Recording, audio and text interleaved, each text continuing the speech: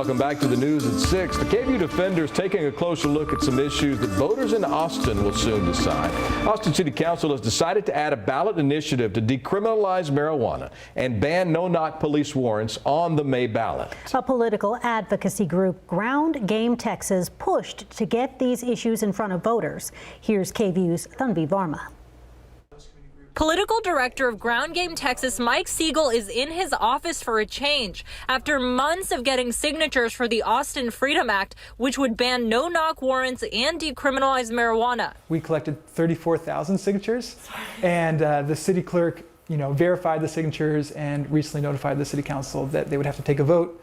And the council could have adopted the ordinance directly, but instead they decided to put it on the ballot in May. Siegel is committed to his work to ban no-knock warrants, in part due to a no-knock warrant going wrong in Austin in 2016. A young man who was believed to be selling marijuana and pills experienced a no-knock warrant when he was living with his mother, and he thought someone was breaking into the home, and he shot at the intruders. But the president of the Austin Police Association has a very different view of no-knock warrants. I absolutely believe it keeps the community safer and police officers. He says they're not used often. Typically at APD, from what I understand, use it from anywhere from 3 to 7 times a year.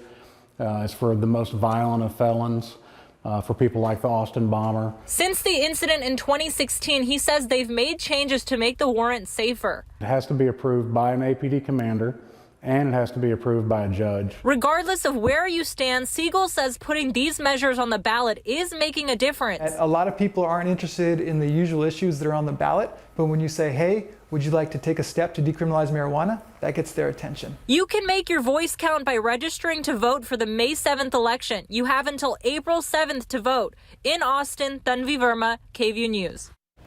And in case you missed it, the KVUE Defenders and the Austin American-Statesman dove into efforts to redefine public safety in Austin with our special Reforming the Force Town Hall Forum.